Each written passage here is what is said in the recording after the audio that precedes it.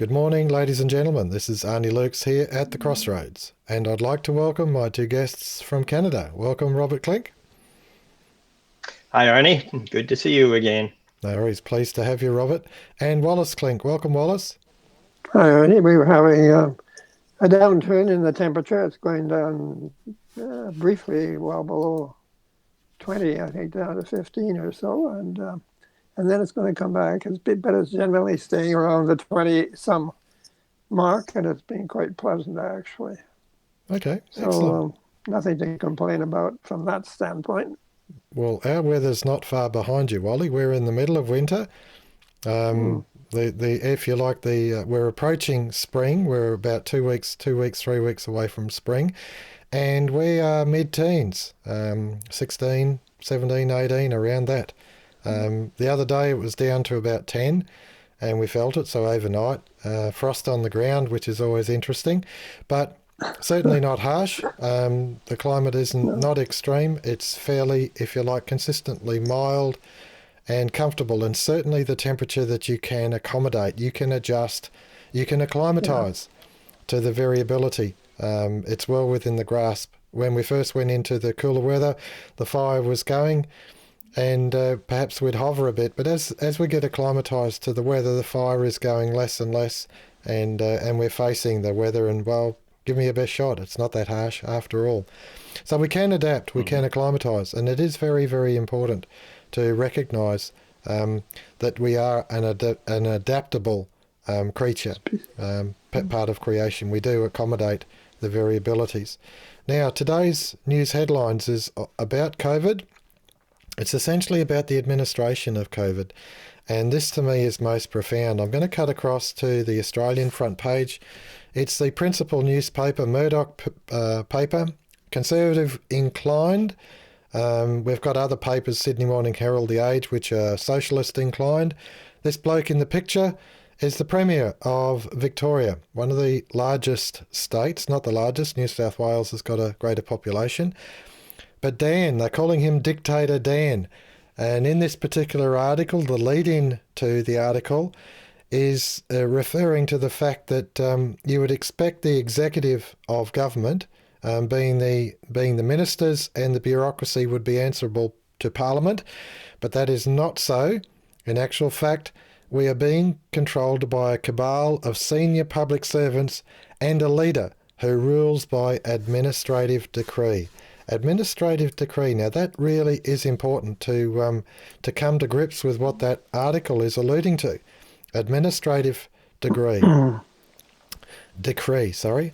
Now, bearing in mind that if you take into account books such as The New Despotism, Lord Hewitt of Bury, and The Passing of Parliament by Professor Keaton, G.W. Keaton, these were saying 70 years ago or longer that we were moving away from a if you like, a parliamentary democracy to an administrative dictatorship. And this is where we've taken over this past 70 years. We have actually evolved, and that's why the title, The Administrative Era. It is really, really important for us to actually place that thinking on the table, that we are in a new era. And we've seen that administrative era in the Bolshevik Revolution, in totalitarianism in its many facets, whether it's Nazism, fascism, monopoly capitalism, in the likes of United States, or Bolshevism as in the Soviet Russia. Now we're seeing it. What we're seeing is that, if you like, freer countries that had a little bit better representation, in my view, and they weren't subverted through the political parties and through, if you like, party donations and things like that, we have moved progressively towards this tyranny of administration, the tyranny of bureaucracy, the tyranny of private and public partnerships, World Health Organization, the Therapeutic Goods Association, or in America, I think it's CDC, the Center for Disease Control. These are administrative dictatorships. So I'm going to give the floor to Robert Klinck to give me his thoughts on that opening salvo. Robert. All the representative institutions have been basically suspended because they can't meet in order to discuss legislation or even governmental action because, they have to keep social distancing. So this is true certainly in Canada. There's been some alleged meeting of Parliament through the internet, through conferencing on the internet, but it's hardly the same thing as having people in the chamber and direct contact.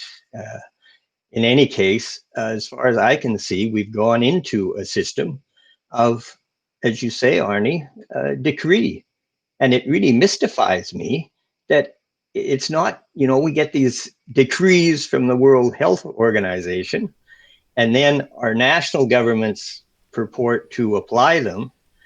But then also, in Canada at least, the provincial governments apply them, but they all apply them in their own way.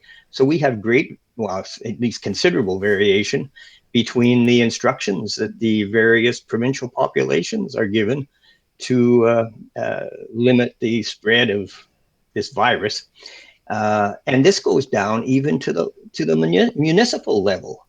And I just don't know where all these people are getting their authority. Some municipal health official can prescribe what is going to be done in a locality. Where do they get that authority? It mystifies me. So we really are in a bureaucratic tyranny. And now we're seeing where it's leading, because they started out saying they were going to shut us down for 2 weeks, and now they're telling us that they're going to organize a great reset of all the institutions in society. Well, this is very interesting, because I was noticing the other day that Mark Carney, who is the former governor of the Bank of England, who came through a very interesting history to get that position. For example, he was born in the Northwest Territories in Canada, a very unlikely place for a future government of the Bank of England to come from. But he went to Harvard, he went to Oxford, then he became the governor of the Bank of Canada, and then he went to 2 Bilderberg conferences in 2011 and 2012. And in 2012, he became the governor of the Bank of England, the first governor of the Bank of England who was not actually from the UK. A very strange appointment. You'd think that they have so much expertise in the financial field in the UK that they could find their own governor. But this guy had worked for Goldman Sachs before he got this appointment as the governor of the Bank of Canada. He had worked for Goldman Sachs for 13 years, which is very standard for anybody who gets a position in the financial affairs of a nation. You look at the UK, you look at France, you look at the United States, Australia too, I'm sure, and practically all these people have passed through an apprenticeship with Goldman Sachs. Well, that's a very curious fact. But now we're told about this great reset because of the COVID thing. But in fact, back in Mark Carney retired as the governor of the Bank of England, and then he got a job being an expert and organizer in the field of climate change. He was supposed to be organizing a big conference next year, but it's been put off a year, I guess. But in January of this year, he made a statement saying that because of climate change, everything is going to change, and we're not going back to pre-existing conditions. It's exactly what we've been told with regard to the COVID situation.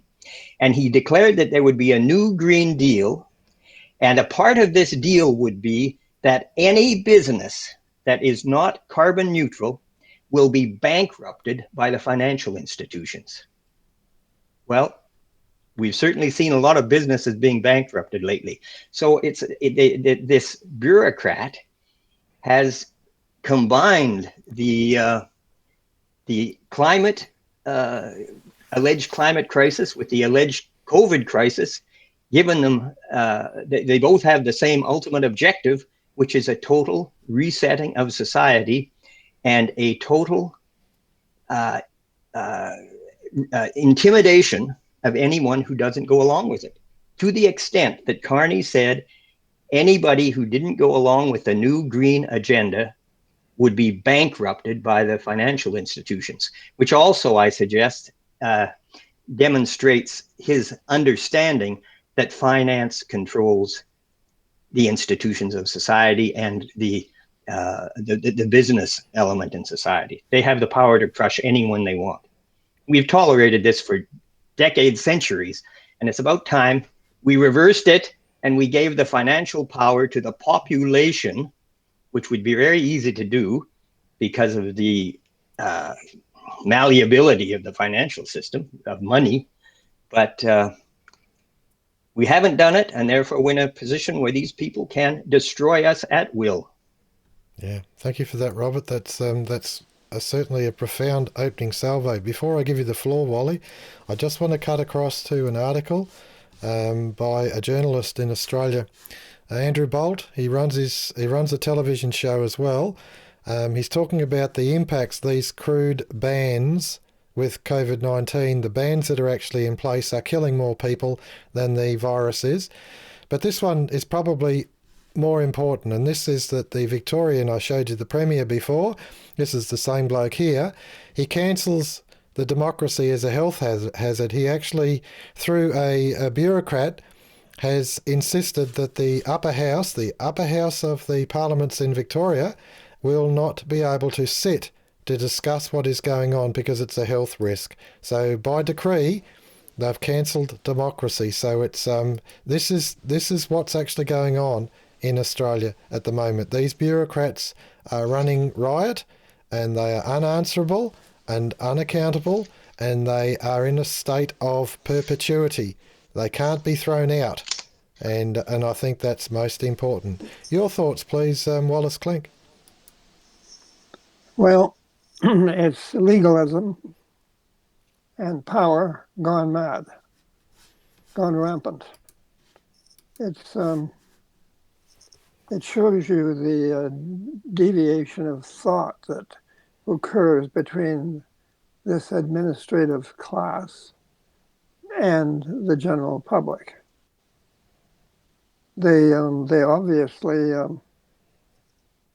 have some notion that they are ordained to not only make suggestions as to how things should be done, but ultimately to dictate the terms upon which they will or will not be done, and the consequences that will follow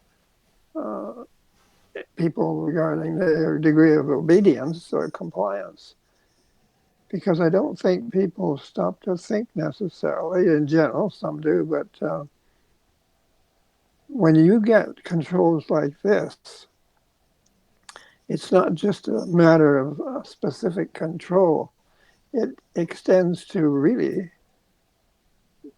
a pretty broad span of your existence. It deals with your ability to associate, which embraces a lot of things.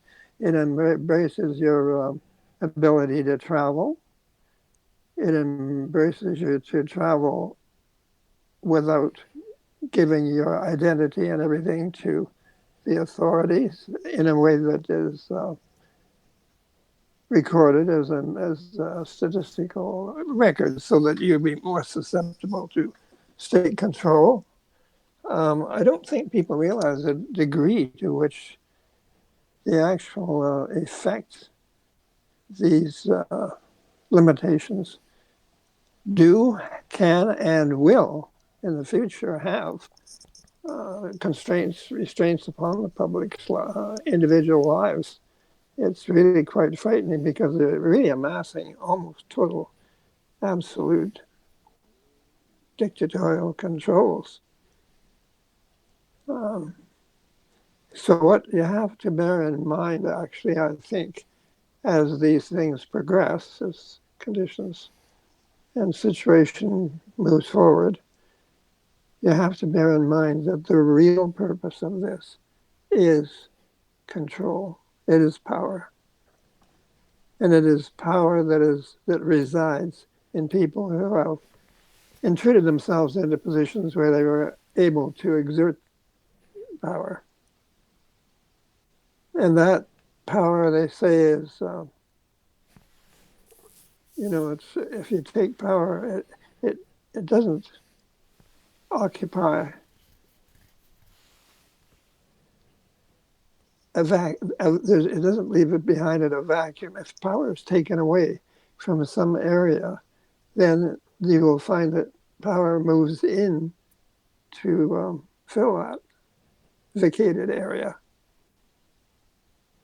And if people have ambitious intent, ambitious plans to modify or control that society, obviously they're going to be very quick to move into those positions. And the London School, for instance, of economics, and I think, as you said, political science,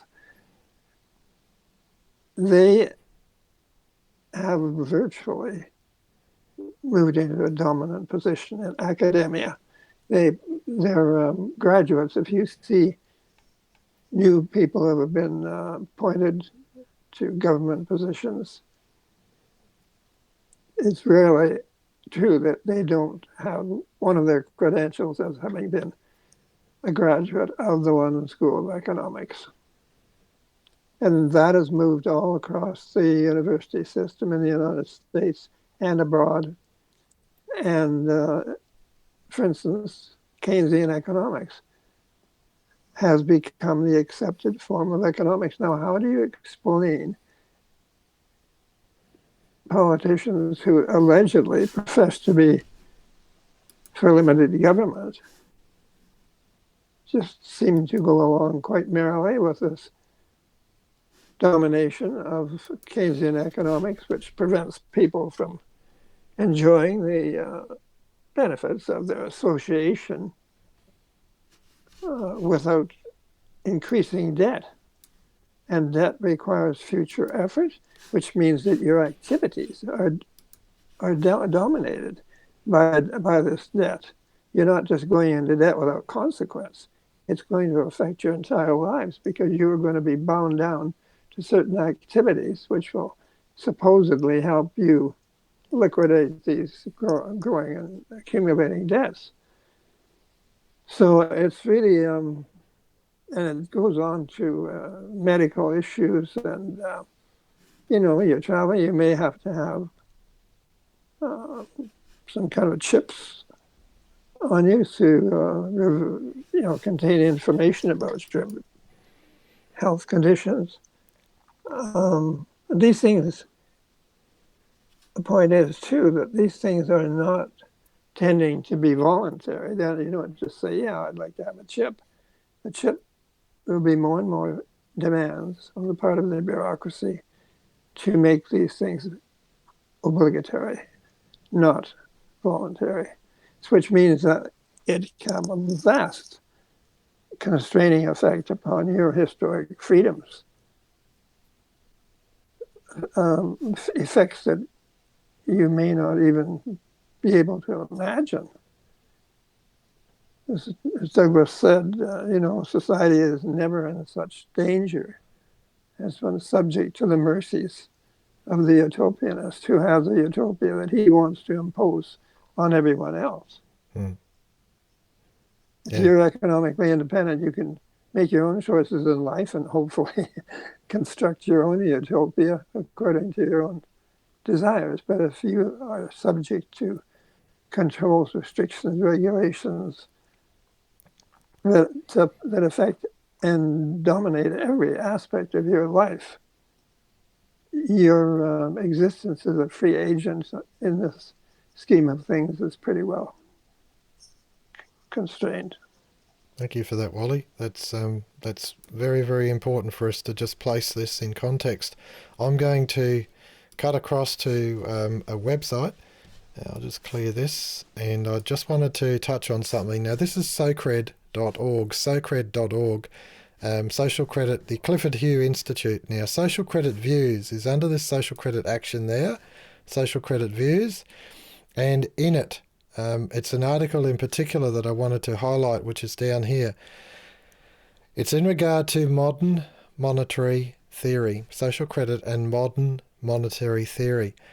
And what that article takes you to in the intellectual exercise is it shows you that Keynesian economics, espoused by the London School of Economics, built society essentially on the basis that the work was fundamental and expanding economic base was fundamental, expanding markets was fundamental, and at the same time, of course, the debt, there was no change to the existing banking or financial system, and so the debt has progressively become logarithmic to the point where it's irredeemable.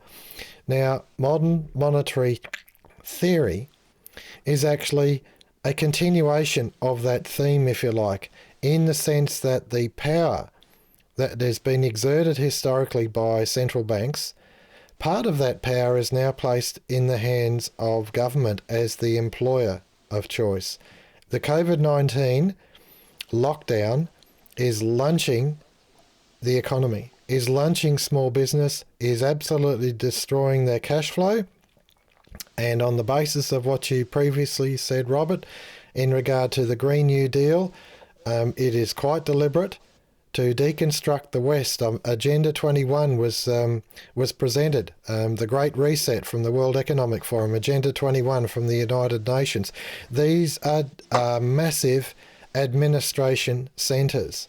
And this is their thinking in order to control the whole world.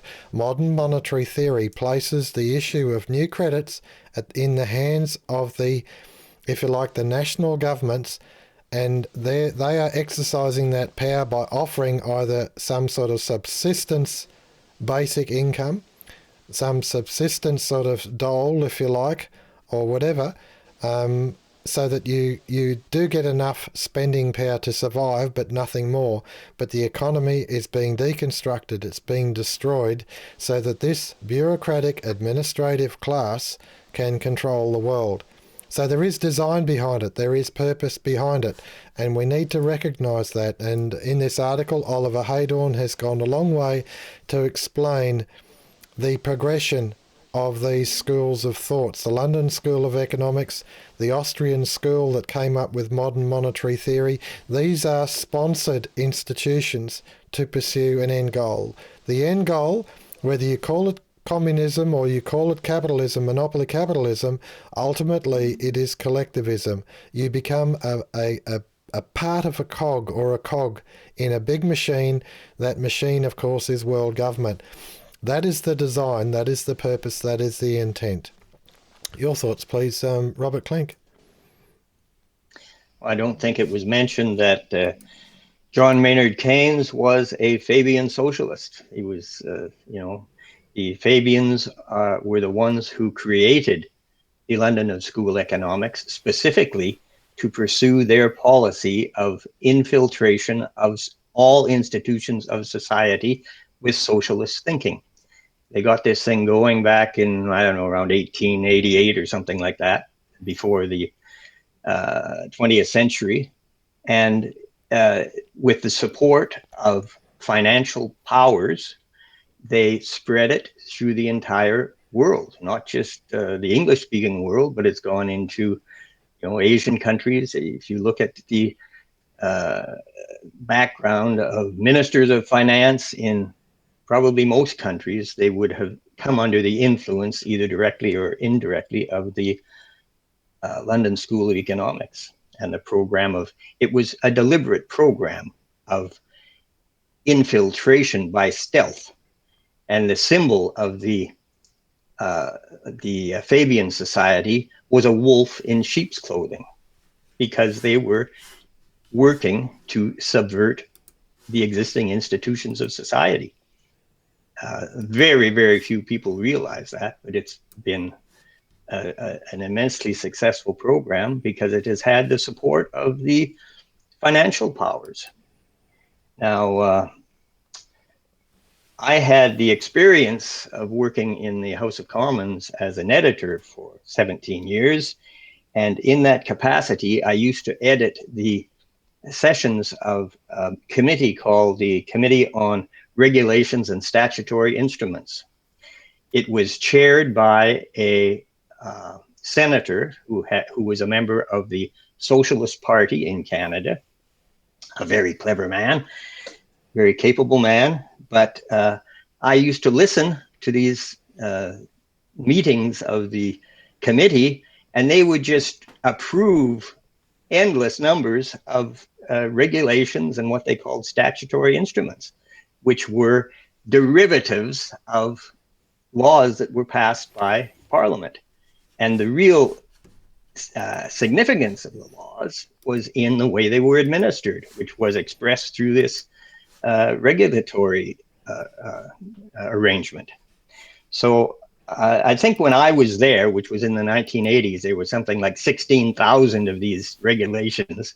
And I'm sure it's many more now, but probably that committee is no longer sitting and the regulations are just being generated out of thin air without any approval, because Parliament seems to have become non-functional.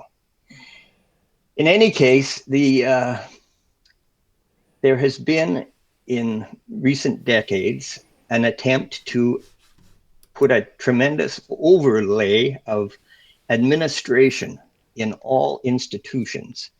And I really think this is a deliberate policy to put something between the population and the institutions. They've got huge numbers, unnecessarily large numbers of administrators.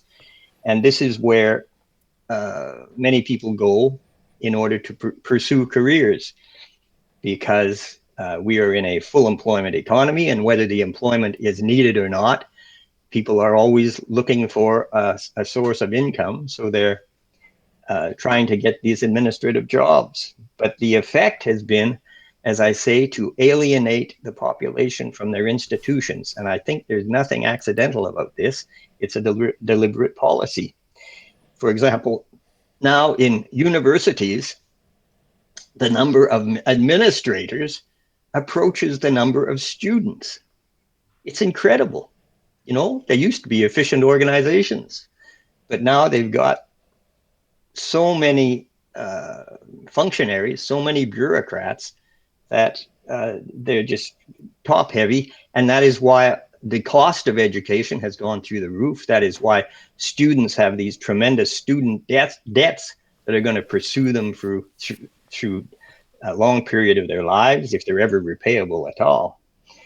So what we have is a system where rules are being developed, such as in this COVID thing and in the financial world in general, in the alleged climate crisis. But all these rules are not designed to benefit the public. They're designed to meet the convenience of the bureaucracy. And there seemed to be no end to this process, but there must be at some point, because it's become completely insane. And if the people involved in it were honest, they would also say it's unmanageable. So this has to be changed, and the way to change it is to transfer power, monetary power, to the individual members of the community. It's been in the hands of a monopoly for so long without challenge. It's just been accepted as something that's there. It's a natural thing that these banking institutions are creating the means of a payment, creating money for the community and lending it to people in accordance with their own priorities. But this is such a totally anti-democratic system. We have no democracy in our monetary system. And the democracy we're alleged to have in the political area has become obviously a joke. It's completely ineffectual. But real power is when you have command over the monetary assets of the community. And that is why there has to be a new approach to the distribution of income that will distribute it universally and break down this incredible power structure that has been erected and has led to the I don't know, the incapacitating of the citizenry, because it's the banking institutions and the corporations that are making all the decisions in society now.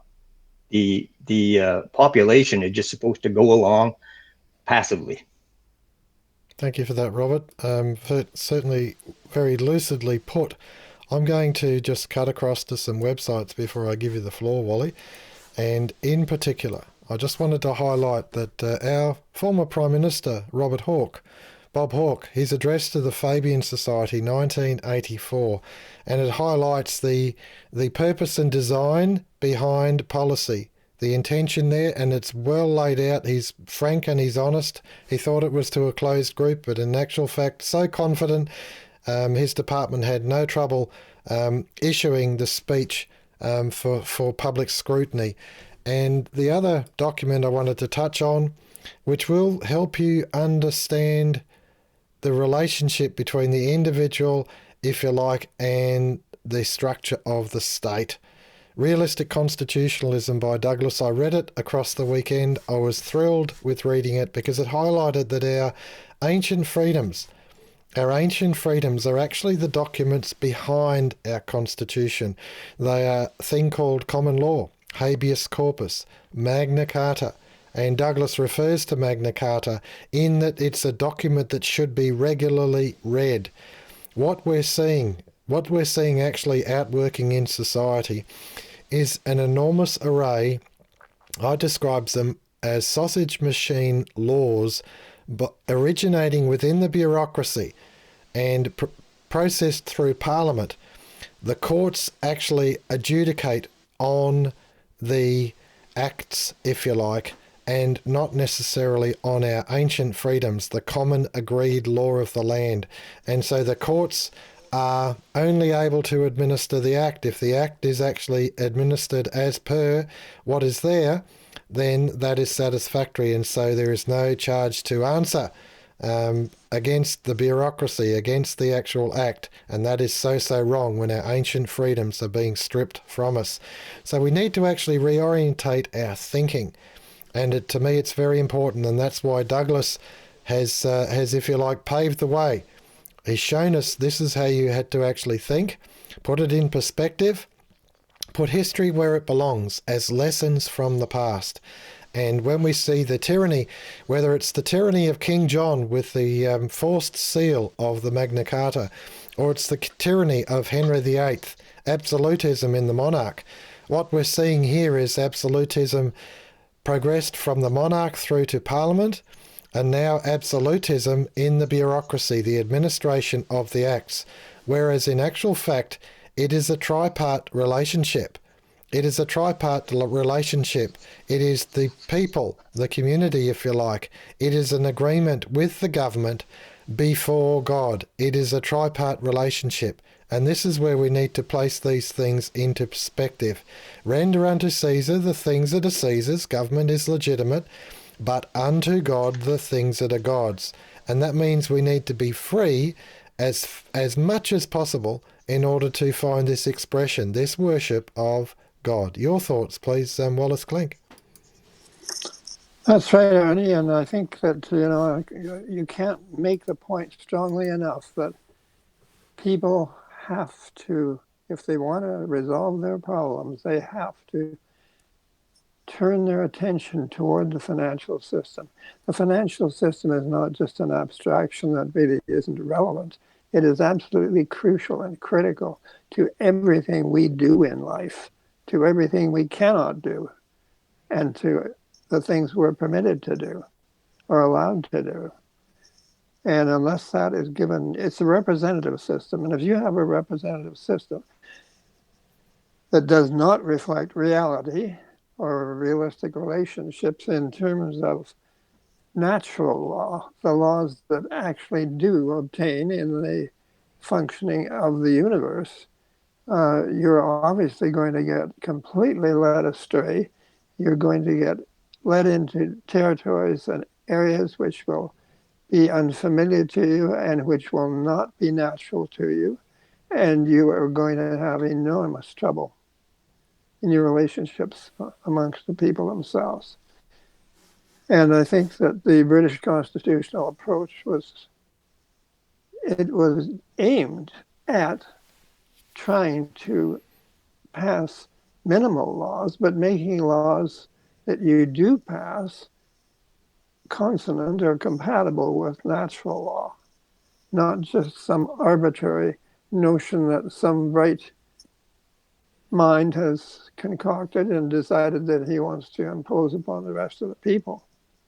So what you need is minimal government in order to make this, to give meat or substance to this policy. Because if you have a policy of dominant government, obviously the individual will not have the freedom to explore these matters and considerations, these relationships himself or herself. And after all, we are a species of individual beings. If we're going to have a realistic and satisfactory life, we don't want to be giving unwarranted power to just a few of us who decide that they want to control us. We're controlled by natural law fundamentally. That is the overriding thing that really affects us. And if we don't refer to natural law to guide us in our activities and our relationships, then we are missing out on reality. We are thumbing our noses at reality and thinking we can get away with it. I'm sorry, but I don't think you can, because we were created at a later stage, and we are created in the context of a universe that does function according to certain principles, regulations, or laws. And if we don't fit into that properly, we're going to have enormous strife and conflict and dysfunction. Thank you for And that, you can Wally. see the dysfunction that exists today with the type of argumentation that goes on in politics. The United States is a prime example of it, of course. Canada is also. And the UK is. If you don't get your ground rules set properly, you can't play the game successfully. And it is incumbent upon all people to try to develop an understanding of these matters and to act responsibly in demanding that our affairs be conducted in accordance with natural law. Thank you for that, Wally. That's beautifully put. The relationship.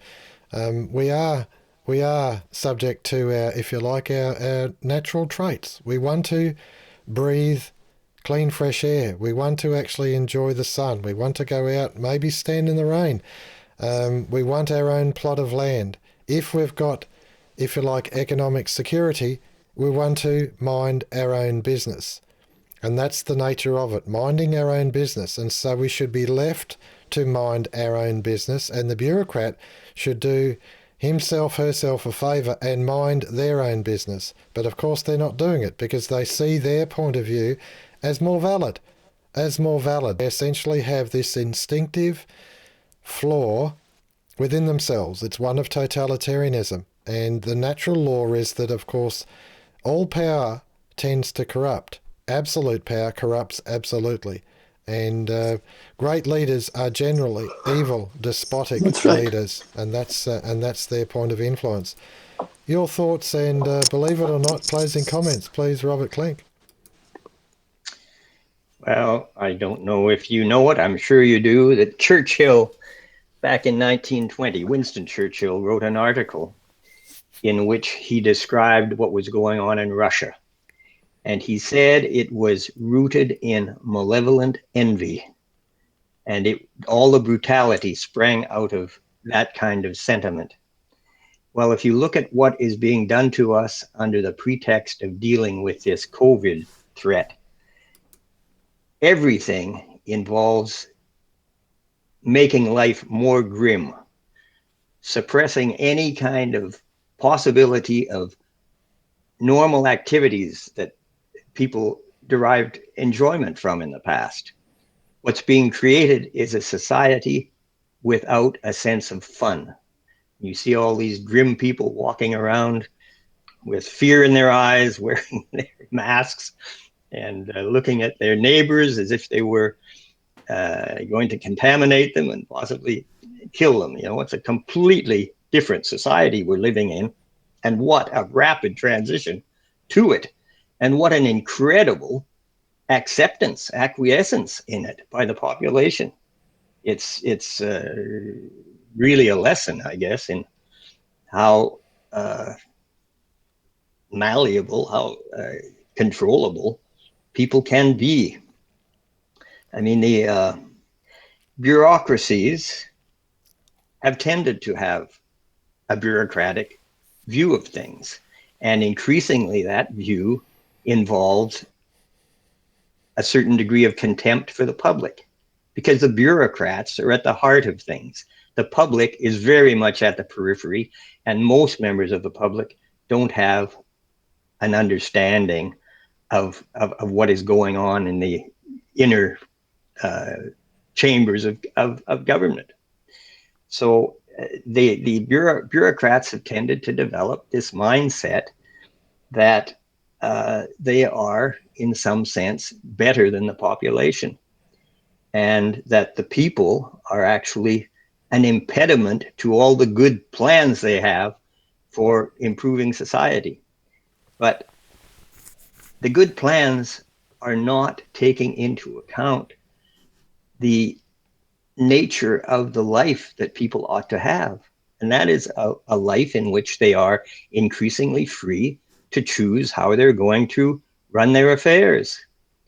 So the bureaucrats have run wild. They've gone off track as far as the population is concerned. And there has to be some sort of corrective introduced. Now, there are a certain number of bureaucratic positions that are supposed to be designed to take the public interests into account. But unfortunately, the people who occupy these positions are all appointed by the governments who are taking our freedoms. So they're not very effective. You know, all these ombudsmen and people like that, they're not effective as safeguards for the rights and historic privileges of the population. They are serving the establishment more than they're serving the population. And I doubt, in fact, if they have even a strong sense of the best interests of the population. So a corrective is definitely needed. And the first step in developing this corrective is to get the financial interests off our backs. And that must entail freeing us from this impossible debt system they've concocted, and getting the cultural inheritance of the population, which is all the means that we have to deliver a prosperous and enjoyable life to people, to make that effective. And the way to do that is to decentralize finance to the level of the individual, and increasingly allow people to derive their incomes from a social dividend, not a dividend that is drawn from taxes, but a supplement to people's purchasing power, so that they can actually buy everything that their community is producing, which is not the case right now. So the solution is, if you understand the problem, very clear, and we have to have enough people informed about what is really wrong with our system. They have to be liberated from their the axioms, the presuppositions they've got. They just want to go back to the way things used to be when the banks were deciding who would get a loan and who would survive economically. Well, that's not good enough.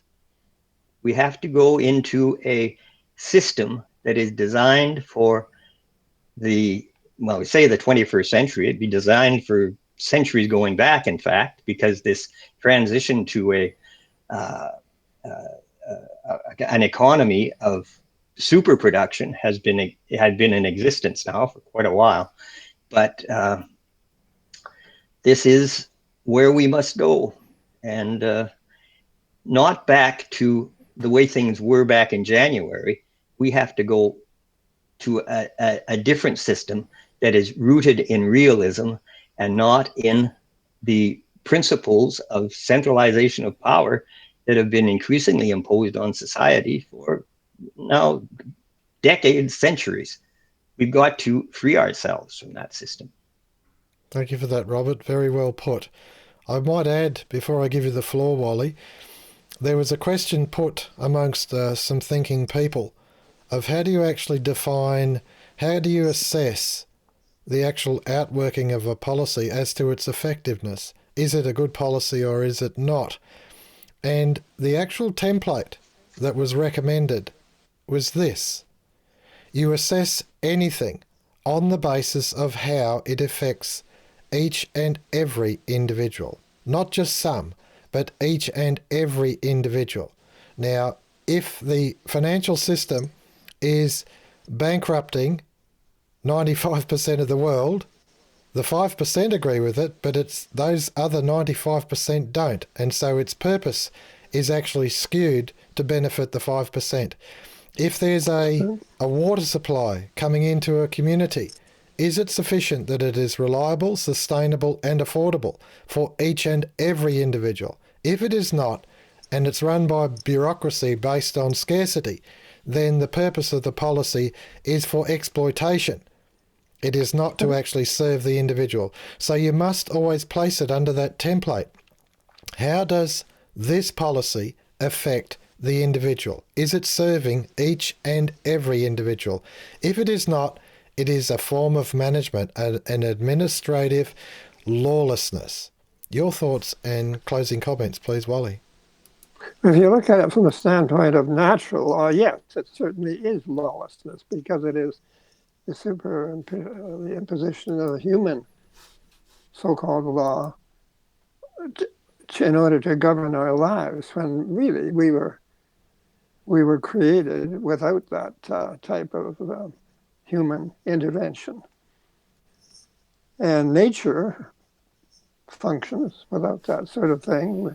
You don't see all sorts of artificial laws by which certain members of a species dictate and control the other members of the species. They tend to live according to their natural way and function according to natural law. Now, we, unfortunately, have been given intelligence, and it seems to have gotten us into a lot of trouble. We don't just live naturally in response to our natural conditions and according to our nature as being created beings. We've instituted this way, this monetary or numerical method of representing our activities, and we've brought in laws to ensure that we are treated by other members in an equitable or in a fair manner. But you can't just say, here we are, we're sitting on the planet, we're a bunch of human beings, but we want to engage in more difficult, more complex relationships. Let's devise some kind of a means to represent those relationships. Oh, I know. We'll get somebody to set up a plan, and we will have institutions developed which will create credit. We will simply create credit, create it out of nothing in order to monetize, to activate initiative within a community and which ends up in producing things. And then we will have prices according to the costs that have been incurred financially. You can't assume that those financial costs necessarily represent the real cost of production, because the real cost of production, as Douglas as an engineer was able to discern, the real cost is consumption. At the end of a production cycle, do you have a real profit? Do you have a real profit balance? There's not much point in carrying on through with the exercise if you're not going to get some kind of a tangible benefit. And that tangible benefit has to be represented properly and accurately insofar as we can. Today it is not done that. It's where certain people have obtained a monopoly of creating credit. They can restrict the amount of credit and control the degree to which real initiative, creativity is activated within the community, which is a control that they shouldn't have. From whence do they derive this authority? They simply appropriate it. It's not quite that simple, but that's the gist of the argument I'm making. And when it comes to enjoying the benefits of the production that you do successfully create, you cannot enjoy those benefits until you go begging to the banks to get credit, which allow you to make a claim on the things that have been produced. Now, you can make a point if all things were created by human labor, you might make some kind of a point to justify this in some way, but labor has never been the sole factor of production. But in modern times, it has become a very, very minimal factor in creating things. People, they look at their neighbor and say, he's a lazy guy. He doesn't want to do anything. He doesn't want to produce. He's causing all our trouble. He's causing scarcity. Well, that is absolute nonsense, because I wouldn't venture to say what percentage of modern production was due to non-labor factors. But we have an enormous, vast accumulation of cultural heritage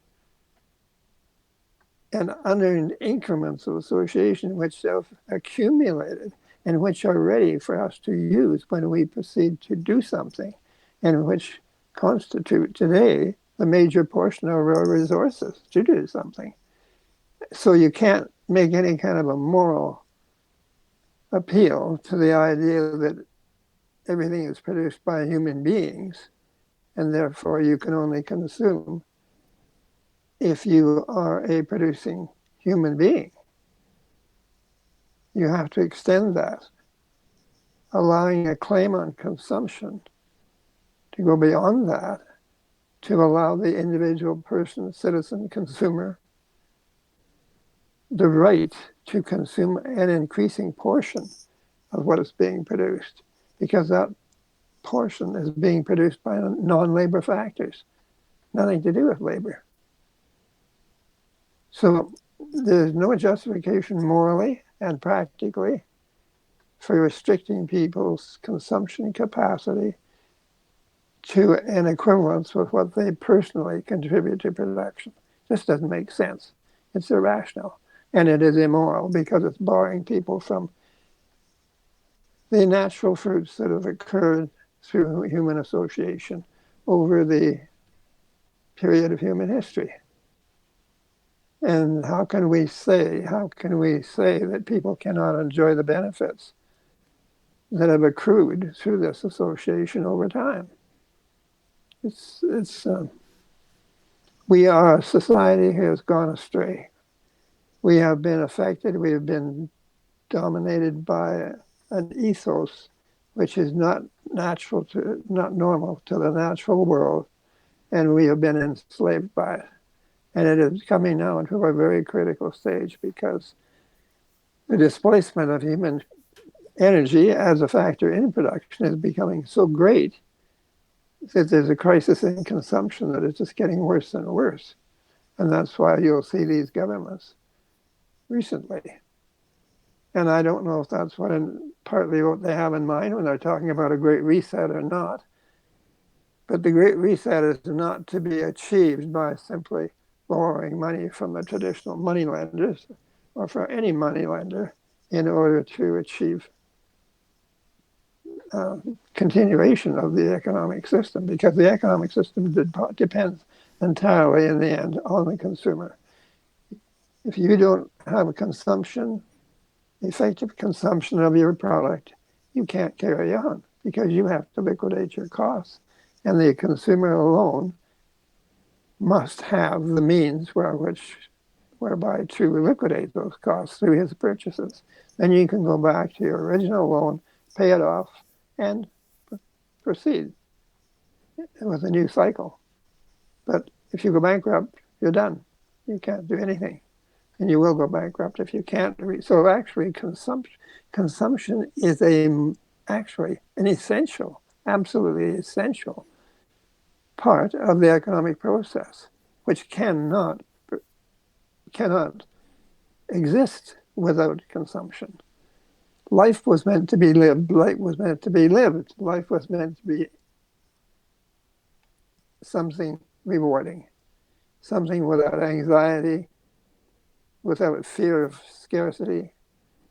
And this is all artificial. We've completely gone off track, unfortunately, and we have to get back on track. If we don't, the future prospect for humanity ultimately is not good. Thank you for that, Wally. That's beautifully put. The managerial class, the administrative era. There's just only a couple more points I'll highlight before I bring the show to a close.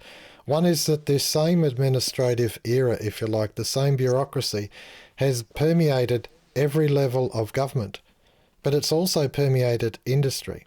And I might add that an article that's in this coming week's On Target, an article that's in there, it actually talks about this managerial class and the permeation, if you like, the permeation of the church. The church has become this same managerial class. So I'll leave you to chase up the On Target. You'll find it at alor.org. That is our parent website. This is Arnis Luks and friends at the Crossroads. Thank you so much for today. Thank you, gentlemen. Thank you, Annie. It's good to explore these things. I hope that people are listening and applying their own minds to the problem. That's it. Thank you, Robert. Cheers. Bye-bye. Thank you.